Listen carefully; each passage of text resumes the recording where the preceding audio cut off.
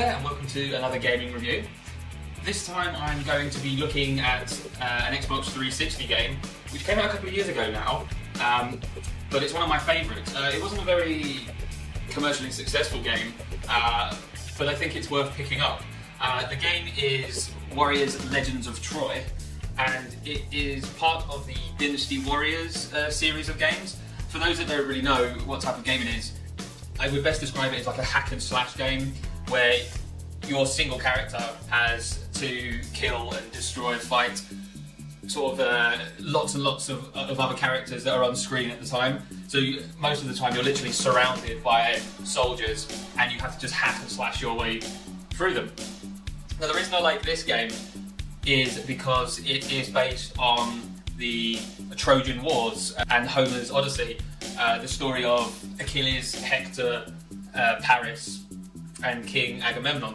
If anyone's seen the film Troy, you have a pretty good idea if you've seen that film about what the game's about. The game is more focused on the actual poem rather than the film, but it does take inspiration.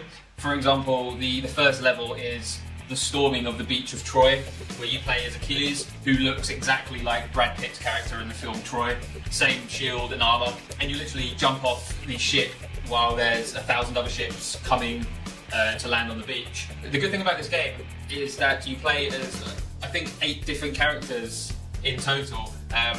They all have slightly different abilities. For example, the character Paris uses a very short blade as his weapon, but he also has a bow and arrow, so he has more long-ranged attacks than, say, Achilles. The character Ajax, who's this huge, sort of 7-foot monster of a man, he actually doesn't have a weapon at all. He has a shield, and he uses that to kill his enemies, and his bare hand, because he's that strong. And now, most of the levels are basically you killing people.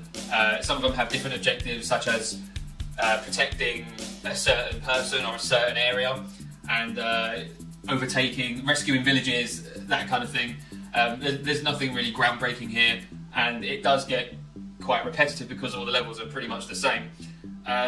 There are sort of boss battles thrown in which do keep things a little bit original. For example, there's one stage where you fight into the Temple of Apollo, and to show your allegiance to the god, you have to then fight this huge statue of Apollo which comes alive, and you have to dodge his attacks. And you have sort of these cool quick time moments where you have to push a button really quickly, and failing to do so means that the character gets his health back and you have to start the fight from scratch. Now, I actually played this game on the hardest mode, and some of the boss battles were insanely difficult, and I actually had to set the difficulty down a level. So it's quite a difficult game on the hardest settings. You can also unlock different powers and things depending on how you play, and experimenting with the different characters is pretty cool. There's some unlockable modes in there as well, apart from the main game, which are sort of like a cool one-on-one mode where you have to fight a succession of characters with only a small piece of health, and every time you defeat one, the game gets harder and harder.